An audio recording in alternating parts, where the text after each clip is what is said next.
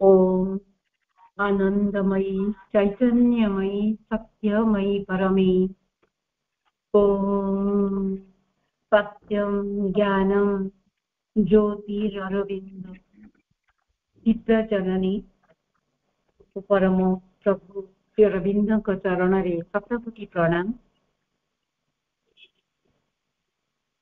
प्रभुकर ओ माखर उपस्थिति को आवाहन करी केन्द्रापड़ा जिला श्री अरविंद साहित्य परिषद तरफ आयोजित होता पाठचक्र कविता पाठोत्सव जोग आस्पृहावंत भाई भौणी मानक मो हृदय प्रणाम जनाऊँगी। अनेक स्नेह श्रद्धा वंदे मातरम। शुभ अपराह्न। आज महेन्द्र बेलार प्रभुंकर गोटे क्षुद्र कविता द फियर ऑफ डेथ जोटा कि गोटे लिरिकल पोएम ताको आलोचना करिवार सुजोग मिलिथिबारु दिव्य जननीक निकटरे गभीर कृतज्ञता जनाऊँगी। आरंभ करी दिव्य जननीकर फेब्रुआरी 23, 1914 प्रार्थना सहित।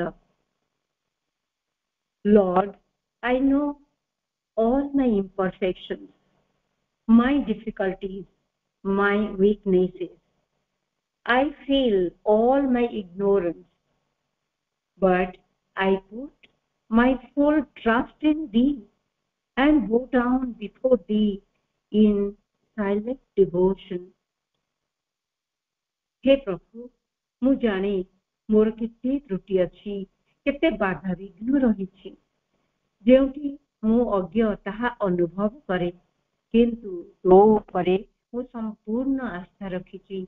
तोते प्रणाम करुछि नीरव भक्तिर सह। तेणु एही मनोभाव नहीं हमें कविता भीतर को प्रवेश करवा आलोचना आरंभ करवा। आरंभ रे प्रभुकर कृपा भिक्षा करवा आउ सेठी प्रभु पोएट्री विषय कौन कहिसंती ताकू टिके जानिबा। प्रथम टिके जानिबा प्रभु श्री अरविंद निजकू सर्वप्रथम जड़े कवि बोली विवेचना करती। प्रभु कहते poetry is the sensuousness of spirit. Poetry is the sensuousness of the spirit. Poetry is not poetic unless it evokes. It is a world of form and sensation. कविता हेउची आत्मार इंद्रिय अनुभूति। ए गोटे कथा में मन रखिबा। प्रभु कहते कविता हेउची आत्मार इंद्रिय अनुभूति। आमे भाबु केवल आम शरीर इंद्रिय अनुभूति अछि, किंतु कविता हेउची आत्मार इंद्रिय अनुभूति। कविता यदि भावना उद्रेक न करे ताहा एहार पदवाच्य नुहे। कविता जदि भावना उद्रेक न करे ताहा एहार पदवाच्य नुहे। माने आमी जो कविता सब पढ़ू जदि if it does not make us think, से जदि हमको चिंता करने को न दिए ताहले ता कविता पदवाच्य नुहे। आकार ओ इंद्रिय अनुभूतिर एहा एक जगत। कवि रूपकल्प माध्यम नूतन सत्यर उद्घाटन करे, ताकू जीवन्यास दिए। कवि दृश्य पटर पश्चात सत्य को देखी पारे, जहाँ आमको देखा जाए। कवि को से सत्यर पछपटे कौन अच्छी ताहा देखा जाए, जहाँ साधारण मन दृष्टि रे विकृत भयंकर देखा जाए, से देखी पारती तार एक मधुमय रूप। एहीपरि एक जीवन धर्मी यही कविताटी 1900 ରୁ 1906 मध्य प्रभु लिखिथिले। एठी होची गोटे छंदमय कविता। मनुष्य हेउची परमक ठारू उच्चरित दिव्य सत्ता, दिव्य लीलार एक अंश। जीवन ताहार गोटे एक प्रवाहमान स्रोत, गोटे चिरंतन धारा, जहाँ शाश्वत दिगरे अग्रसर ही चली निरंतर। किंतु मधुमय ई जीवन रे मृत्यु एक विभीषिका, भीतिप्रद आशंका, जहाँ अदृश्य तरबारी सदृशता ଶିରଦେଶରେ ଝୁଲୁଥାଏ। ଅମରତ୍ୱ ତାର ଅଭିଶାପ, ତାର ଅଧିକାର, କିନ୍ତୁ ସେ ମୃତ୍ୟୁ ଦ୍ୱାରା କବଳିତ ଏବଂ ଏହା ତା ଜୀବନର ଅନିବାର୍ଯ୍ୟ ସତ୍ୟ ହୋଇଥିବାରୁ ସେ ତାକୁ ଘୃଣା କରେ, ସେ ଭୟଭୀତ ହୁଏ। ମନୁଷ୍ୟର କୋଷାନୁରେ କେଉଁ ଆବାହମାନ କାଳରୁ ଏହି ବଦ୍ଧମୂଳ ଧାରଣାଟି ତାକୁ କବଳିତ କରି ରଖିଛି। ମାନବକୁ ଏହି ଅଜ୍ଞାନତା ଏବଂ ଭୟରୁ ମୁକ୍ତ କରିବା ଦିଗରେ ପ୍ରଭୁ ଓ ଦିବ୍ୟ ଜନନୀଙ୍କର ରାଶି ରାଶି ଲେଖନୀ ସମଗ୍ର ସବୁ ରହିଛି, ଯାହାର ଶୀର୍ଷରେ ରହିଛି ପ୍ରଭୁଙ୍କର ମହାକାବ୍ୟ ସାବିତ୍ରୀ, ଯାହା ମୃତ୍ୟୁ ଓ ପ୍ରେମର କାବ୍ୟ, ମୃତ୍ୟୁ ଉପରେ ପ୍ରେମର ବିଜୟର କାବ୍ୟ। କିନ୍ତୁ ଏହି କ୍ଷୁଦ୍ର କବିତାଟିରେ ପ୍ରକଟିତ ହୋଇଛି ଗୋଟିଏ ସମ୍ପୂର୍ଣ୍ଣ ନବନୀତ ମନୋଭାବ।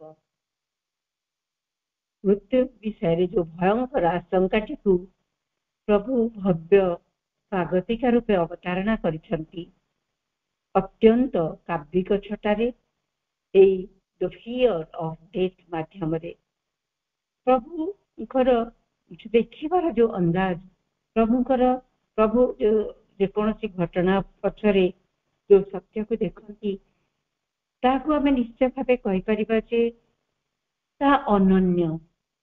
ସେ ଯାହା ଦେଖିଛନ୍ତି, ଅନୁଭବ କରିଛନ୍ତି, ତାକୁ କବିତା ମାଧ୍ୟମରେ ପ୍ରକାଶ କରିଛନ୍ତି।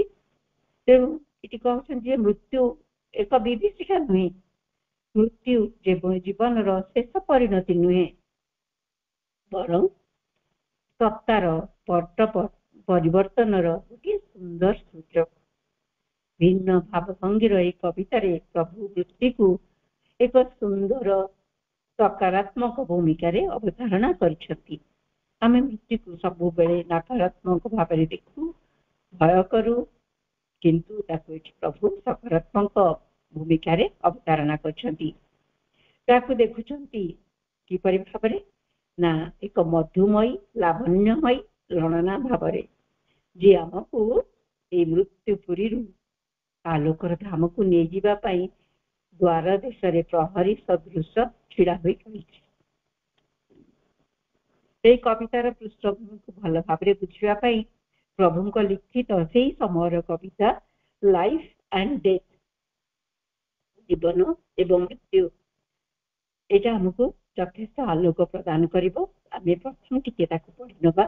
Life and death, life, death and life, life and death, death and life, the words have laid for ages our thoughts and consciousness and firmly seemed two opposites. But now long hidden pages are opened. But now long hidden pages are opened, liberating truths undreamed, liberating truths undreamed. Life only is, or death is, life disguised. Life only is, or death is life disguised. Life is a short death until by life we are surprised. ଜୀବନ ମୃତ୍ୟୁ, ମୃତ୍ୟୁ ଜୀବନ ଦୁଇଟି ବିପରୀତ ଧର୍ମୀ ଧାରା ଭାବେ ଆବାହମାନ କାଳରୁ ଆମର ଚିନ୍ତା ଚେତନାକୁ ଆବୁରି ବସିଛି। କିନ୍ତୁ ଏବେ ଦୀର୍ଘ ଦିନରୁ ବନ୍ଦ ହୋଇ ଗୁପ୍ତ ଭାବେ ରହିଥିବା ମୁକ୍ତି ପ୍ରଦାନକାରୀ ସତ୍ୟର ଉନ୍ମୋଚନ ହେଇଛି, ଯାହା ସ୍ୱପ୍ନରେ ମଧ୍ୟ କଳ୍ପନା କରିହେବ ନାହିଁ। ଏଇ କବିତାଟି ପଢିଲେ, ଏଇ କବିତାଟିକୁ ବୁଝିଲେ ଠିକ ଆମେ ଜାଣିପାରିବା ଯେ ଦୀର୍ଘ ଦିନରୁ ବନ୍ଦ ହେଇକି କଣ ଗୁପ୍ତ ଭାବରେ ରହିଛି, ଯୋଉଟା କି ମୁକ୍ତି ପ୍ରଦାନକାରୀ ଏକ ସତ୍ୟ। ଜୀବନ, ସେଠି କହୁଛନ୍ତି ଜୀବନ ମୃତ୍ୟୁର ଏକ ଛଦ୍ମବେଶ, ଏକ ସଂକ୍ଷିପ୍ତ ମୃତ୍ୟୁ, ଯେପର୍ଯ୍ୟନ୍ତ ଆମେ ଜୀବନକୁ ଯଥାର୍ଥରେ ବଞ୍ଚି ନାହୁଁ। ତେଣୁ ଚାଲନ୍ତୁ ପ୍ରଭୁଙ୍କର ଏହି କବିତା ମାଧ୍ୟମରେ ସେ ଗୁପ୍ତ ହୋଇ ରହିଥିବା ମୁକ୍ତି ପ୍ରଦାନକାରୀ ସତ୍ୟକୁ ଜାଣିବା, ତା ସହିତ ଏକାତ୍ମ ହେବା। ସେ ହିଁ ପ୍ରଭୁ ହିଁ କୃପା କରି ସେଇ କାଳିମାମୟ ମୃତ୍ୟୁ ଭୟରୁ ଆମ ସମସ୍ତଙ୍କୁ ଉଦ୍ଧାର କରିବେ।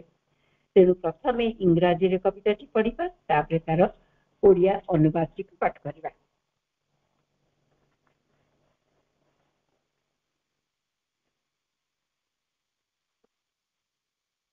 the fear of death, the fear of death. Death wonders. कविताटी आपण मन देई शुणु प्रकृत रे बहुत सुंदर lyrical poem T lyrical poem माने एठी प्रति दुई धारे रे छंद अछि Death wanders through our lives at will. Sweet death is busy with each intake of our breath. Why do you fear her? Lo, her laughing face, all rosy with the light of jocund grace. A kind and lovely maiden calling flowers in a sweet garden frail with vernal showers. This is the thing you fear, young progress bright, who opens to our souls the worlds of light. This is the thing you fear, young progress bright, who opens to our souls the worlds of light. Is it because the twisted stem must feel pain when the tenderest hands its glory still? Is it because the flawless stuck droops dull and ghastly now that was so beautiful? Or is it the opening portal's horrid jar that strikes you? Feeble souls of courage bear? Death is but changing of our robes to wait in wedding garments at the eternal's gate. Death is but changing of our robes to wait in wedding garments at the eternal's gate. तार ओडिया अनुवाद ये मोर बंधु सरोजिनी पट्टनायक ओडिया रे अनुवाद करछंती ताकू पढिबा मृत्युर भय मधुमयी मृत्यु मधुर इच्छाटी नेई घुरी बुलु थाए प्रवेश करी जाए आम जीवन रे कार्य व्यस्त नायिका से कार्य करू थाए आम प्रति श्वास प्रक्रिया रे आमर गोटिए प्रश्वास परिणत हुए जेबे निश्वास रे ताकू ही मृत्यु कहा जाए भयभीत काहेकि से पाई देख तार हस हस मुह गोलापी गोलापी सौंदर्य आउ प्रफुल्ल तार आलोकरे आलोकित रमणीय दयावंत नारीटीए बसंतरे भिजिथिबा सुंदर पुष्प बाटिकारु तोळु अछि ताजा ताजा सुगंधित पुष्प एभली सुंदरी रमणी को भय कर तुमे आलोकित पृथ्वीर द्वार खुली पारे काम पाई दिए तार सुकोमल हस्त वृंतरु पुष्पटी को वृंतच्युत करे वृंत जो कष्ट पाए से तुम्हें भयभीत अबा सुंदर बाटिकार सिहीनता को तुमको करे कि व्यथित एक पुष्प विच्युति नूतन पुष्प आगमने हुए जो गभीर जंत्रणा तुम्हें कौन एते भीरु कंपित हुआ ताहा द्वारा मृत्यु नुहे आउ किछि पुरातन वस्तु मृत्यु नुहे आउ किछि पुरातन वस्तु परित्याग करी वधुवेश साजी अपेक्षा करिबा मृत्यु नुहे आउ किछि पुरातन वस्तु वस्त्र पुरातन वस्त्र परित्याग करी वधुवेश साजी अपेक्षा करिबा शाश्वत से परम प्रेमिकंक द्वार से लभिबाकू से महामिलन तेणु कविताटी एहीपरि एबे आमे कविताटी को धाड़ी धाड़ी करी प्रत्येक धाड़ी तार अर्थ नहीं बुझिबा कारण आमे देखिछु प्रभु प्रत्येक जिनस जो शब्द व्यवहार करती ता पछरे गोटे निगूढ़ अर्थ थाए एठी आरंभ करछन्ती प्रभु death wanders through our lives at will. Sweet death is busy with each intake of our breath. Death wanders through our lives at will. तार निज इच्छा रे इच्छा को धर्म करछन्ती प्रभु कहउछन्ती एठारे प्रभु आमे भयंकर मृत्यु को से भयंकर मृत्यु को मधुमयी मृत्यु एक मधुमयी देवी हिसाब से भाव वर्णना करछंती। ताको एठी कैपिटल डी लिखा है डेथ को आपण माने जानती जे आमे सावित्री महाकाव्य पूराटा पढ़ी सारला परे प्रभु सब जगह रे लॉर्ड ऑफ डेथ कहउछंती। जम्मो बोली गोटे जिंस लिखि नाहंती लॉर्ड ऑफ डेथ, किंतु एठी प्रभु वर्णना करछंती स्वीट डेथ। ताको गोटे मधुमयी देवी बा मधुमयी शक्ति हिसाब से वर्णना करछंती, कारण सी हेउछंती जने देवी। से मधुर शक्ति संश्लिष्ट थाए माने जो कहते से कौन कहता है बिजी थाए व्यस्त थाए आमर प्रति निश्वास प्रश्वास से जोड़ी ही रही थाए। आम जीवन रे से अबाध रे घूरी बुलू थाए। जो वंडर्स कहनी घूरी बुलिबा से अबाध से घूरी बुलू थाए। यही सत्य सहित आम समस्ते परिचित जे मातृगर्भरु बाहरी शिशुटी प्रथम निश्वास नहीं जेते बेले क्रंदनरत हुए तार जीवन सेठारु आरंभ हुए। से प्रथम निश्वास निये जीवन शेष मुहूर्त से शेष निश्वास त्याग करे ता जीवन परिसमाप्ति घटी थाए। तेणु मृत्यु जे ता सहित सहवास करे स्व इच्छा से चल प्रचल हुए जेकोसी मुहूर्त आसी पारे से विषय आम केबे भी धारणा करूना से स्वाधीनता तार अच्छी। तेणु जीवन सहित मृत्युर रही एक निबिड़ संपर्क तार प्रति निश्वास प्रश्वास सहित से कर्मरत रही से व्यस्त रही। प्रभु पचारुछंती व्हाई यू फियर हर तमे कहीं ताकू देखी भयभीत होछ। लो हर लाफिंग फेस ऑल रोजी विथ लाइट ऑफ जोकुन ग्रेस कहते तमे कहीं देखी भयभीत होछ। कारण प्रथम लाइन में प्रभु ताकू कौन कहते स्वीट डेथ बोली कहते तो पचार तमे ताकू देखी कहीं भयभीत होछ। तार चिराचरित कालिमा भरा भयंकर रूप मध्य से देखि पारुछंती तार मधुरिमा। तापरे कहउछंती देख तार हस हस मुह जहाँ गोलापी हो जाए गोलापी गोलापी तार हस हस मुह प्रफुल्लतारे आलोकित सौंदर्यर महिमा। से जो डेथ स्वीट डेथ तार वर्णना करछंती जे तार मुखमंडल होची माने मुखमंडल प्रफुल्लतारे आलोकित एवं जहा सौंदर्य विभूषित सौंदर्यर महिमा। तेणु मृत्यु को प्रभु मधुरिमा भरा एक सौंदर्यमयी रूपसी लालना भाव देखी। तेणु प्रश्न करुछंती एई भली रमणी को देखी भय करिवार तुमर कारण कौन। प्रभुंकर ई सुंदर कल्पनार प्रकृत रे पटांतर नहीं। आमे जहाको विभीषिका भाव देखी भयभीत होउछु विभीषिका भाव भयभीत होउछु घृणा करुछु ता पश्चात से देखुचंती सौंदर्यर महिमा।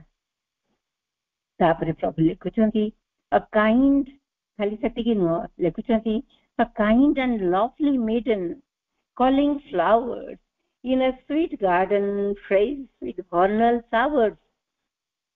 से रमणी से वर्णना करछंती से दयावंत काइंड आउ मनोरमा नारीटीए जे सुंदर बगीचा रे ताजा ताजा फूल गुड़ी को तोली एकत्र करी सजाड़ी रखुछंती।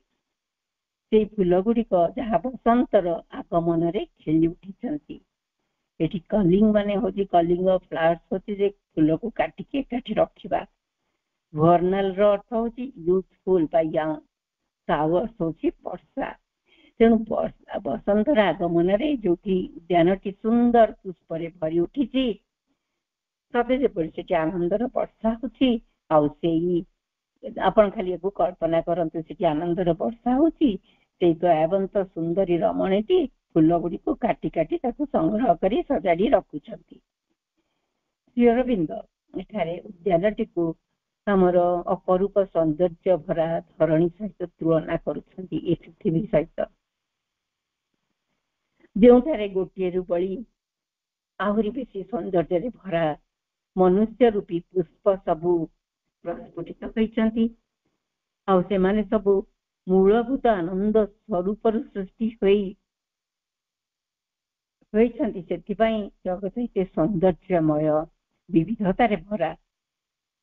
ସେ ଉପମା ଏଠି ପ୍ରଭୁ ଦେଇଛନ୍ତି। ମୃତ୍ୟୁ ରୂପୀ ସେ ସୌନ୍ଦର୍ଯ୍ୟମୟୀ ରମଣୀ କ୍ରୂର ନୁହନ୍ତି, ସେ ଦୟାବନ୍ତ। ସେ ଅପରୂପା ସୁନ୍ଦରୀ ଫୁଲ ଗୁଡିକୁ ଆପଣ ଇଚ୍ଛା ଅନୁସାରେ କାଟୁଛନ୍ତି।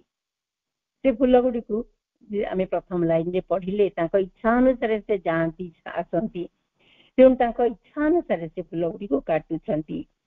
ଅନନ୍ତ ରୂପେ ଅନନ୍ତଙ୍କର এই ପୃଥିବୀ ରୂପୀ ବଗିଚାଟି ଯେମିତି ସବୁବେଳେ ଫ୍ରେଶ ବା ନିତ୍ୟ ନୂତନ ରହିବ, କାରଣ ପୁରୁଣା ଫୁଲ ଝଡିଯାଇ ତା ଜାଗାରେ ପୁଣି ନୂଆ ଫୁଲ ଫୁଟିବ। ତେଣୁ ସବୁବେଳେ ନିତ୍ୟ ନୂତନତା ହିଁ ଜୀବନ, ଏହା ହିଁ ଜଗତର ନିୟମ। ଏଠାରେ ପ୍ରଭୁ ତାଙ୍କର ଅପୂର୍ବ କାବ୍ୟିକ ଶୈଳୀରେ ଲେଖିଛନ୍ତି, କେଉଁ ଫୁଲ ଗୁଡିକୁ ତୋଳା ହବ ସେ ହିଁ ଜାଣନ୍ତି। ତାପରେ ଲେଖୁଛନ୍ତି, ତା ପରଧାଡି ଗୁଡିକରେ ମୃତ୍ୟୁର ଅନ୍ୟ ଏକ ଉପମା ପ୍ରଭୁ ଦେଉଛନ୍ତି, ମୃତ୍ୟୁକୁ ଏକ ପ୍ରହରୀ ରୂପେ। This is the thing you fear, young portrays bright, who opens to our souls the world of light. ଏହାକୁ କାହିଁକି ତୁମେ ଭୟ କର? ସେଇ ସୁନ୍ଦରୀ ଯୁବତୀ ହେଉଛନ୍ତି ଦ୍ୱାର ଦେଶର ପ୍ରହରୀ, ସ୍ୱର୍ଗ ରାଜ୍ୟର ଦ୍ୱାରପାଳ, ଯିଏ ଆମ ପାଇଁ ସେଇ ଆଲୋକିତ ଜଗତର ଦ୍ୱାରକୁ ଖୋଲି ଦିଅନ୍ତି। ଏଠିକି ଅନୁଭବ କରନ୍ତୁ, ସେ ଭୟଙ୍କର ନୁହନ୍ତି। ସେ ସୁନ୍ଦରୀ ଯୁବତୀ ହେଉଛନ୍ତି ସ୍ୱର୍ଗ ରାଜ୍ୟର ଦ୍ୱାରପାଳ। ସେ ଆମ ପାଇଁ ସେଇ ଆଲୋକିତ ସ୍ୱର୍ଗ ରାଜ୍ୟ ଜଗତର ଦ୍ୱାରଟି ଖୋଲି ଦିଅନ୍ତି। ତେଣୁ କେବଳ ପ୍ରଭୁ ଶ୍ରୀ ଅରବିନ୍ଦ ହିଁ ଏଇ କଥାଟି କହିପାରନ୍ତି, କାରଣ ସେ ସବୁକୁ ଦେଖିଛନ୍ତି ଏଇ ଭାବରେ। କାରଣ ଏଇ ଭାବରେ ମୃତ୍ୟୁର ସମ୍ଭାବନାମୟ ଆଲୋକିତ ରୂପ ସେ ଦେଖିଛନ୍ତି ପ୍ରଭୁ, ତାହାର ସକାରାତ୍ମକ ଦିଗକୁ ସେ ଦେଖିଛନ୍ତି। ସେଥିପାଇଁ ପ୍ରଭୁ ସାବିତ୍ରୀ ମହାକାବ୍ୟରେ ଲେଖିଛନ୍ତି ବହୁତ ସୁନ୍ଦର କଥା। ଲେଖୁଛନ୍ତି, death is a stair, a door, a stumbling stride, and death an instrument of perpetual life.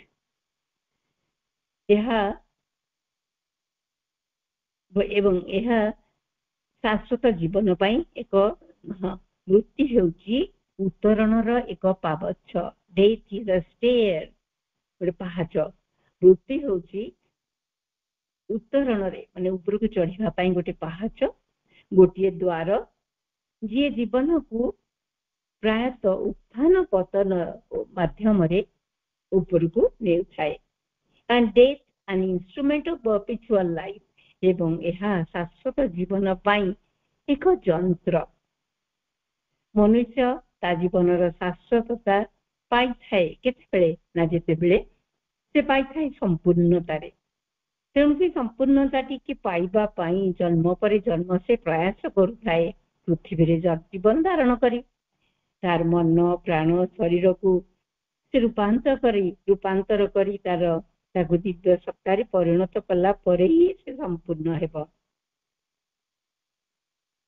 ତେଣୁ ମୃତ୍ୟୁ ହେଉଛି ସେଇ ରମଣୀୟ ନାରୀ ସ୍ୱରୂପା, ଯିଏ ଦ୍ୱାରପାଳ ଭାବରେ ରହିଛନ୍ତି ଏବଂ ଜନ୍ମରୁ ଜନ୍ମ ଆମ ସାଥିରେ ରହି ସ୍ୱର୍ଗର ଦ୍ୱାର ଉନ୍ମୁକ୍ତ କରିଥାନ୍ତି ବୋଲି ପ୍ରଭୁ ଏଠାରେ ଧାରଣା ଦେଉଛନ୍ତି।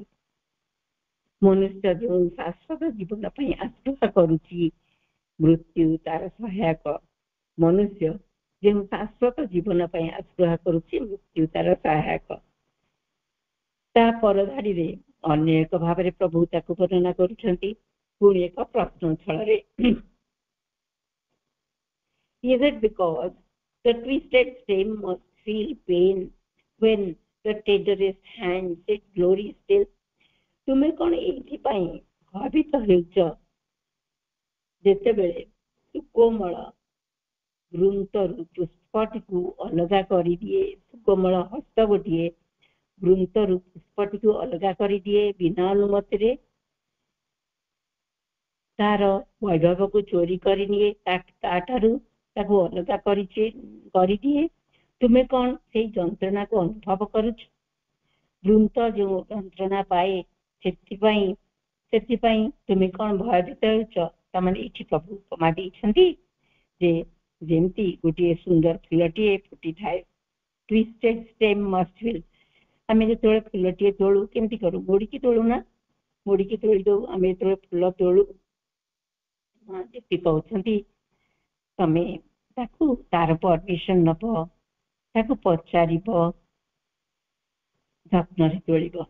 ସେଇଠି କହୁଛନ୍ତି, ଏଇଠି ପ୍ରଭୁ ଲେଖୁଛନ୍ତି ଯେ ଯେତେବେଳେ ଆମେ ଫୁଲଟିଏ ତୋଳୁ ଟ୍ୱିଷ୍ଟେଡ୍ ଟାକୁ ମୋଡ଼ିକି ତୋଳି ଦଉ, ତାକୁ କଷ୍ଟ ହୁଏ ତାପରେ ତାପରେ କଷ୍ଟ ହୁଏ କାହିଁକି ନା ଫୁଲଟା ହଉଛି ଗୋଟେ ସେଇ ଡାଳର ଗ୍ଲୋରି, ତାର ବୈଭବ, ଆମେ ତାକୁ ତୋଳି ଆଣୁ, ତେଣୁ ତାକୁ କଷ୍ଟ ହୁଏ। ପ୍ରଭୁ ଏଠି କହୁଛନ୍ତି ବୃନ୍ତ ଯୋଉ ଯନ୍ତ୍ରଣା ପାଏ ସେଥିପାଇଁ ତୁମେ କ'ଣ ଭୟଭୀତ ହେଉଛ? ପ୍ରଭୁ ଏଠାରେ ଶରୀରକୁ ପ୍ରାଣ ବା ଜୀବନୀ ଶକ୍ତି ଠାରୁ ଜୀବନୀ ଶକ୍ତି ଅଲଗା ହେବା ସମୟର ଯନ୍ତ୍ରଣାକୁ ବୃନ୍ତରୁ ପୁଷ୍ପର ବିଚ୍ୟୁତି ସଙ୍ଗେ ତୁଳନା କରିଛନ୍ତି। ଫୁଲ ତୋଳିବା ସମୟରେ ଡାଳକୁ କିଏ ପଚାରିକି ଅତି ଯତ୍ନରେ ପ୍ରସ୍ଫୁଟିତ ଫୁଲଟି ଯେପରି ବିନା ଅନୁମତିରେ ଜଣେ ଅଧିକାର କରିନିଏ, ଜୀବନଟିକୁ ତା ସ୍ୱୀକୃତି ବିନା ମୃତ୍ୟୁ ତାକୁ ଅଧିକାର ନ କରିନିଏ। ପ୍ରଭୁ ଏଠାରେ ମୃତ୍ୟୁ ଜନିତ ଯନ୍ତ୍ରଣା ଉପରେ ଅଭିନିବେଶ କରିଛନ୍ତି। ତାପରେ ଲେଖିଛନ୍ତି, is it because the flowerless star brooks dull and ghastly now that was so beautiful? Is it because the flowerless star brooks dull and ghastly now that was so beautiful? ପୁଷ୍ପହୀନ ବୃନ୍ତଟି ଅବନତ ହୋଇ ମଳିନ ହୋଇ ଯାଇଥିବା ହେତୁ ତୁମେ କ'ଣ ବର୍ମାହତ? ଯାହା ଦିନେ ମହନୀୟ ସୌନ୍ଦର୍ଯ୍ୟରେ ଭରିଥିଲା, ଆଜି ତାହା କଦର୍ଯ୍ୟ ବା ଭୟଙ୍କର ଭାବେ ଦୃଶ୍ୟମାନ ହେଉଛି। ତୁମେ ତା ପାଇଁ ଭୟଭୀତ ବର୍ମାହତ ହେଉଛ କି? ଯେଉଁ ଶରୀର ଦିନେ ସୌନ୍ଦର୍ଯ୍ୟର ପସରା ଥିଲା, ତାହା ଏବେ ନିଷ୍ପନ୍ଦ ପଦାକାର ହୋଇଯାଇଛି। ଏଇ ଦୁଇ ଧାଡ଼ିରେ ପ୍ରଭୁ ଶ୍ରୀଅରବିନ୍ଦ ମାନବ ଜୀବନର ସୌନ୍ଦର୍ଯ୍ୟମୟ ଗତିଧାରାର ନିୟତି ବିଷୟରେ ସୂଚନା ଦେଇଛନ୍ତି। ଅନେକ ସମ୍ଭାବନାରେ ପରିପୂର୍ଣ୍ଣ ଜୀବନ ମଣିଷର ବାଳୁତ ଅବସ୍ଥାରୁ ଯୌବନରେ ପଦାର୍ପଣ କରୁଛି। ବିଭିନ୍ନ ଭାବରେ ସୁନ୍ଦର ଭାବରେ ସେ ପ୍ରସ୍ଫୁଟିତ ନାମ ଯଶ ସୌନ୍ଦର୍ଯ୍ୟ ଭରା ତାର ଜୀବନଟି ବୃଦ୍ଧାବସ୍ଥାରେ ପହଞ୍ଚି ବୟସର ଭାରରେ ନଇଁଯାଏ। ଯୌବନର ଦୀପ୍ତି ତା ପାଖରୁ ଅନ୍ତର୍ହିତ ହୋଇଯାଏ। ତାହାର ଶରୀର ଦିନେ ବଳ ବୈର୍ଯ୍ୟ ସୌନ୍ଦର୍ଯ୍ୟରେ ଯାହା ଦୀପ୍ତିମାନ ଥିଲା, ଯାହା ମୃତ୍ୟୁ ଆଡକୁ ଅଗ୍ରସର ହୋଇ ମଳିନ, ବୀର୍ଯ୍ୟହୀନ, ଅସୁନ୍ଦର, ହୀନ ହୋଇଯାଉଛି। ପ୍ରଭୁ ଏଠାରେ ଜାଗତିକ ଜୀବନକୁ ଏକ ଉଦ୍ୟାନ ତୁଳନା କରି ଆମ୍ଭମାନଙ୍କୁ ଜୀବନର କ୍ଷଣସ୍ଥାୟିତ୍ୱ ବିଷୟରେ ଧାରଣା ଦେଉଛନ୍ତି। ଏହା ହିଁ ଜୀବନର ଗତି। ମଞ୍ଜିରୁ ଗଛ ହୋଇ ଫୁଲଟିଏ ଫୁଟି ମାଟିରେ ମିଶିବା ପରି ଆମ ଜୀବନଟି ହୋଇଥିଲେ ମଧ୍ୟ ଏହା କ'ଣ ଆମେ ସହଜରେ ସ୍ୱୀକାର କରୁ? ଯାହା ଅନିତ୍ୟ ତାକୁ ଜାବୁଡ଼ି ଧରିଥାଉ, ତାର ବିୟୋଗରେ ଆମେ ମର୍ମାହତ ହୋଇଥାଉ। ପ୍ରଶ୍ନ ଜରିଆରେ ପ୍ରଭୁ ଏହି ସତ୍ୟଟିକୁ ଆମ ଆଗରେ ଉପସ୍ଥିତ କରାଉଛନ୍ତି। ତା ପରଧାଡ଼ିରେ ପ୍ରଭୁ ଲେଖୁଛନ୍ତି ମୃତ୍ୟୁକୁ ଏକ ପ୍ରବେଶ ଦ୍ୱାର ଭାବରେ। Or is it the opening portals hurried jar that takes you feeble souls of courage fear? ଆମେ ଯୋଉ ଭୟଭୀତ ହଉଛେ ନା ମୃତ୍ୟୁକୁ ଦେଖିକି ତାର ବିଭିନ୍ନ ଧାରାଟିକୁ ପ୍ରଭୁ ବିଭିନ୍ନ ଭାବରେ ଆମକୁ ବୁଝାଉଛନ୍ତି। ସେ କହୁଛନ୍ତି କିମ୍ବା ଗୋଟିଏ ଜଗତରୁ ଅନ୍ୟ ଜଗତରେ ପ୍ରବେଶ କରିବା ନିମିତ୍ତ ଯୋଉ ପ୍ରବେଶ ଦ୍ୱାର ଖୋଲିବା ସମୟରେ, ଗୋଟିଏ ହଉଛି ଆମର ମର୍ତ୍ତ୍ୟପୁରୀ, ଆଉ ଗୋଟେ ହଉଛି ସ୍ୱର୍ଗପୁରୀ।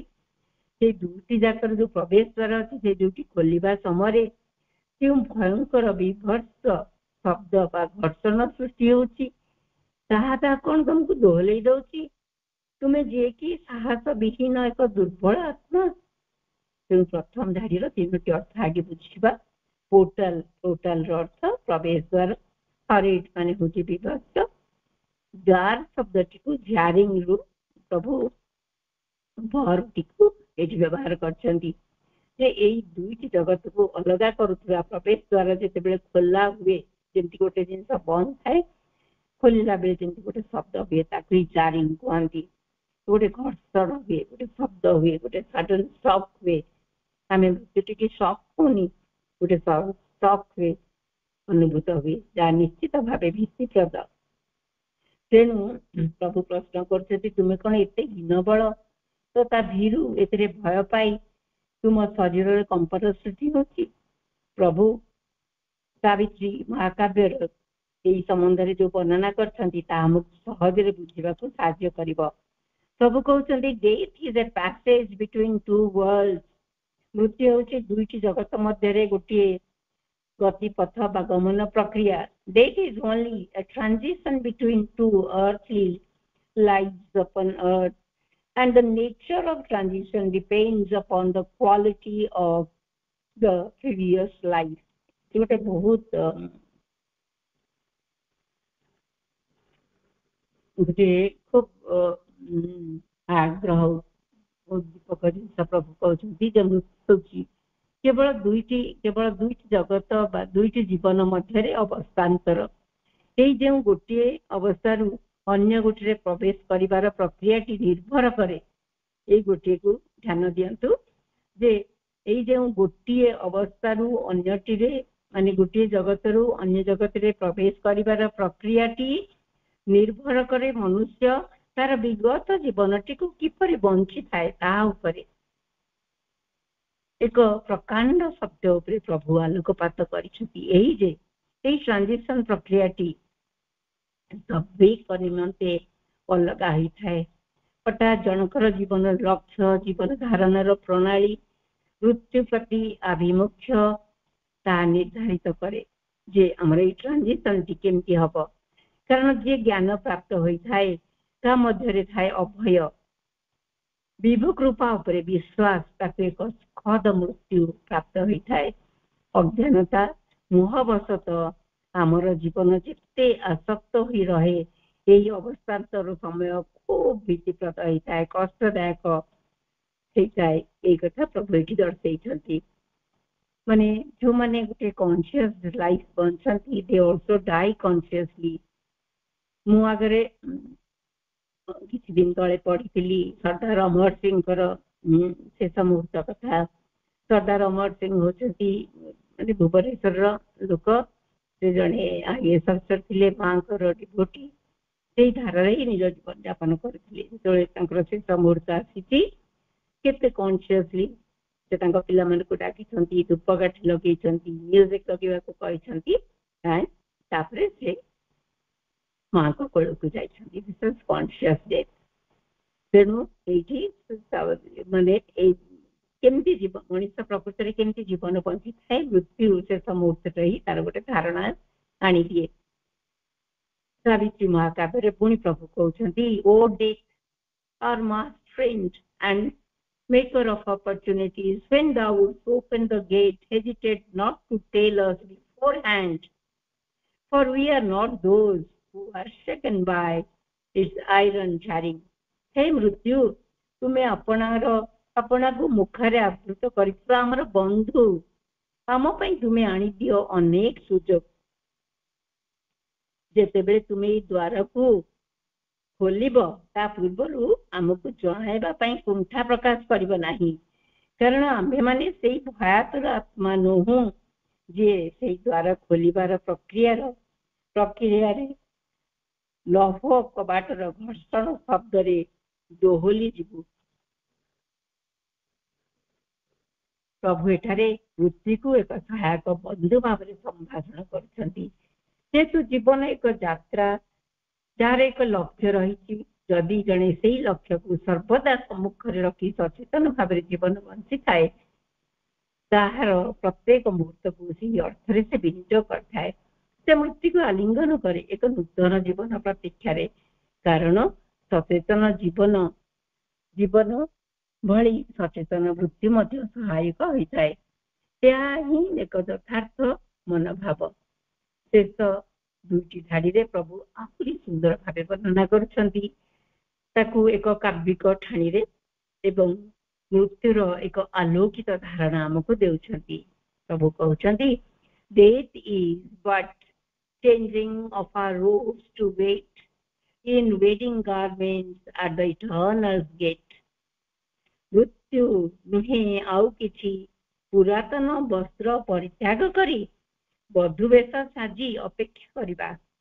शाश्वत से परम प्रेमिकों द्वार देशे लभिबाकू से महामिलन। तामाने एठी प्रभु कहउछंती जे एठी एमती गोटे माने मृत्युटी होउची जे जोठी आमे जो पुराना लुगा माने जीवनटी पुराना ही जाय थाए, शरीरटी पुराना ही जाय थाए, ताकू तेणु बदलैबा दरकार। से कहउछंती ए मृत्यु होची से तुमको सहाय्य करे जे सेठी जो वस्त्रटी पुरातन वस्त्रटी पिंधिथिल ताकू बाहर करदे गोटे नुआ जिनस पिंधिब। पुणी ताकू कहउछंती गोटे वेडिंग गारमेंट। वेडिंग माने जहाँ नुआ सब सुंदर पिंधिकी कोठी अपेक्षा करिब ना इटर्नल गेट पाखरे। तेणु मानव एक स्थूल आवरण रे ढांकी होई जीवन बंचु थाए। सेतिरे थाए संभावना स्वीकृति। तेणु से जो भूमिका निभेबा पाई एठिक आसी थाए तार समाप्ति घटिले तार रोल बदल जाए। से नूतन परिचय ग्रहण करने को पड़ी थाए। ठीक जेमती नाटक घटी थाए। यही बेश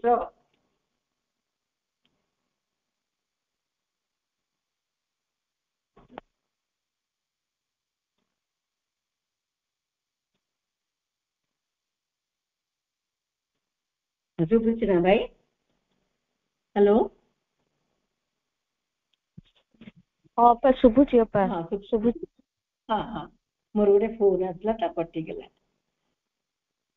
ठीक जमती आम नाटक घटी थाए गोटे बेश बदल आउ गोटे रोल करने बेलू आउ गोटे ड्रेस। ठीक सेमती एठारे प्रभु गोटे सुंदर काव्यिक घटना अवतारणा करी कहउछंती सते जेपरि तार धीरा सहित पुरातन परिधान को बदलाई बधु बेशरे साजी होउची। से एक स्वतंत्र उत्सव लगी से अपेक्षा करी रहुची।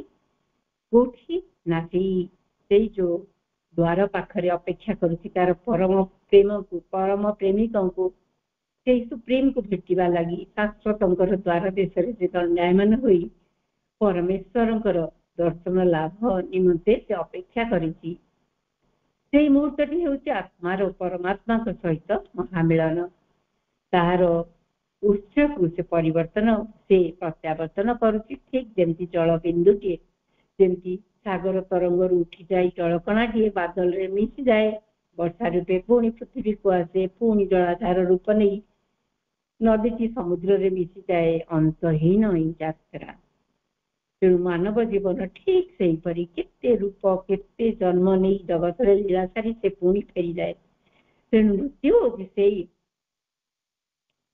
से रमणी जहाँ से कहते स्वीट डेथ जे अपेक्षा करिसेंती द्वार देश खोली कि अपेक्षा करिसेंती तांको से मिलन रे साहाय्य करिवे बोली तार वर्णना करुछंती।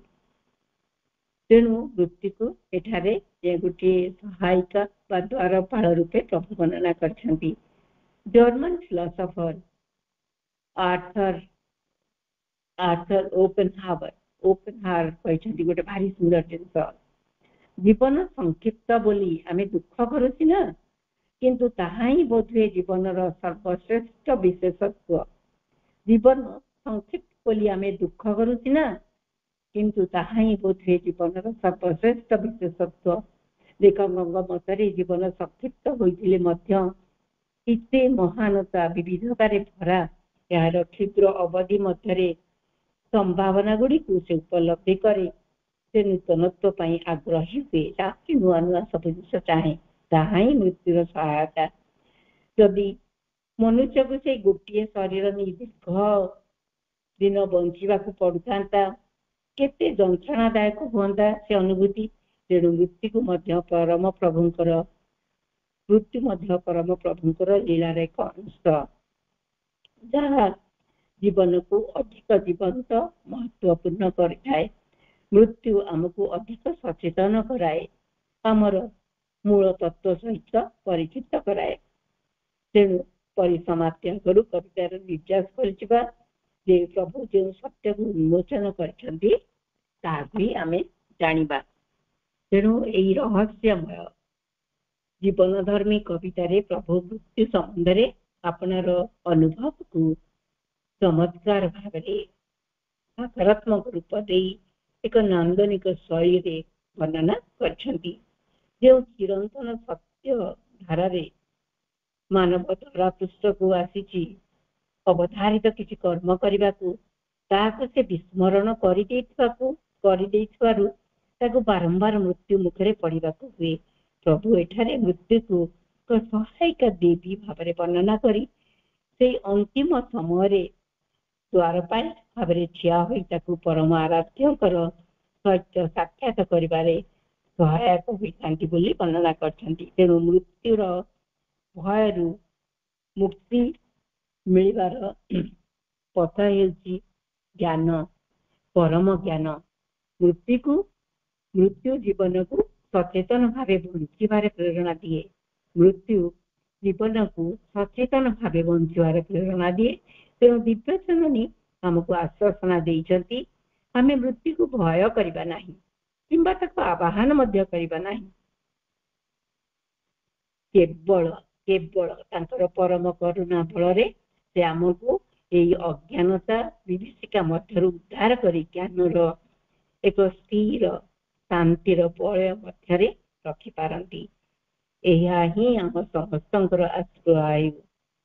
दिव्य जननी जिते आम सहित सतत रही तेबे भय कहीं करवा। वंदे मातरम। समस्त को प्रणाम।